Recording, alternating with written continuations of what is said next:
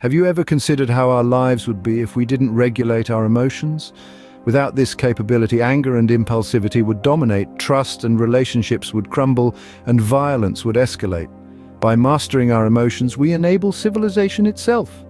This skill lets us act with consideration, make ethical choices, and uphold the social norms that prevent us from harming each other. But what is emotion regulation and how do we practice it? Emotion regulation is our capacity to withhold, moderate, and reassess our feelings and emotional responses to suit the situation at hand. Take, for example, how you express emotions differently with friends, family, co-workers, and your boss. When angered by a friend, you're likely to show it, but with your boss, you probably hold back. We use two main types of strategies to regulate our emotions: antecedent-focused and response-focused. Response-focused strategies, such as suppression, happen after emotions emerge. Here, you actively restrain your emotional expression, though it can be mentally taxing.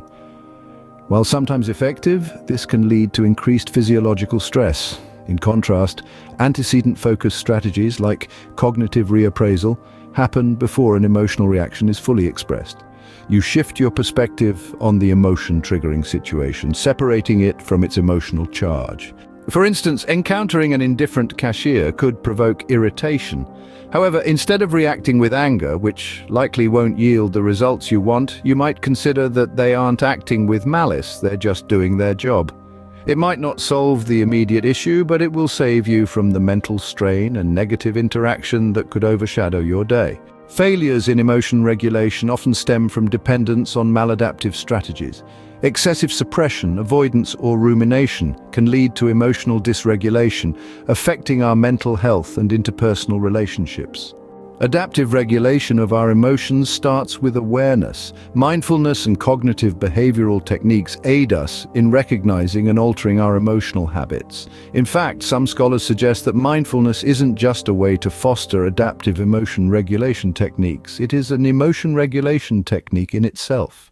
The more you practice mindfulness, the more habitual it becomes to decenter yourself from intense emotional experiences.